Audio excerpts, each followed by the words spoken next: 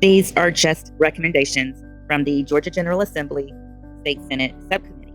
The county can agree or disagree to these recommendations until state lawmakers decide to take action as needed. We will put the citizens of Georgia and Fulton County first. Vote in November for your state lawmakers, that's me, your sheriff, your district attorney, and your judges. Go to www.meshamanor.com to support me. I want to just tell you a little bit about the pictures you see. Top left-hand corner, we had 1,000 students. I invited, along with some other organizations, 1,000 students and their teachers to come to the Capitol for a student rights day, if you will. And it was such a beautiful thing. I had the students to do their own very first press conference at the state Capitol. It was an amazing day.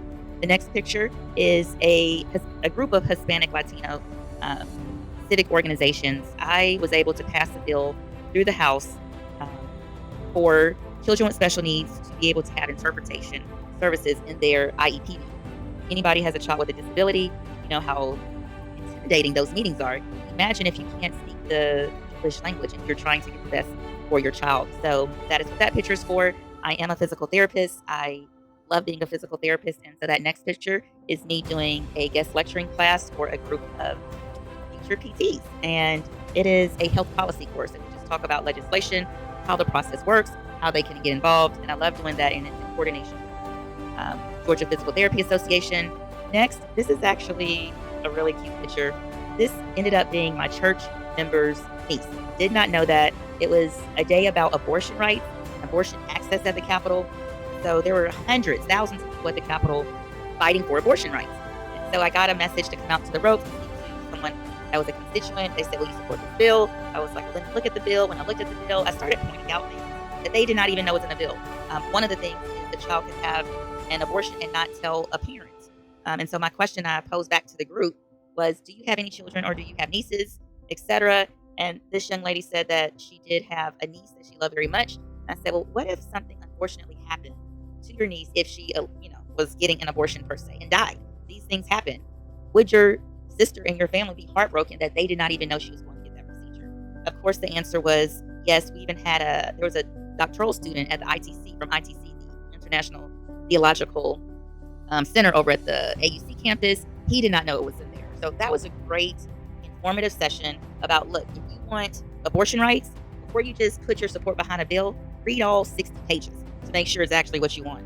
Or do you really want to be focusing on maternal health and figuring out the root cause of why so many Black women are seeking abortions? Is it because they can't afford the baby? Do they think they don't have the resources and tools to support the baby? Whatever the reason is, as a physical therapist, I'm always looking at the root cause.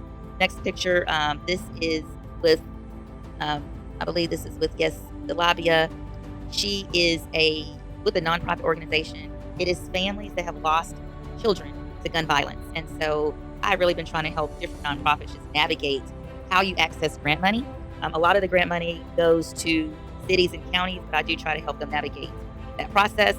Bottom left corner, that is with my favorite candidate from District 3, Mr. Ricky Brown. I actually just found out recently that he's a famous record DJ or radio DJ. But besides him being a famous radio DJ from the past, currently he is one of the strongest advocates for criminal justice reform and second citizen or return citizen rights. And so I am eager to especially work with him on some criminal justice things that I have coming up. Next, it is a Hindu organization. I've learned so much from the Hindus throughout the state of Georgia. Their story is amazing, and it just shows you how, even though someone may not practice your religion, you can always learn from other people to understand why they love their religion.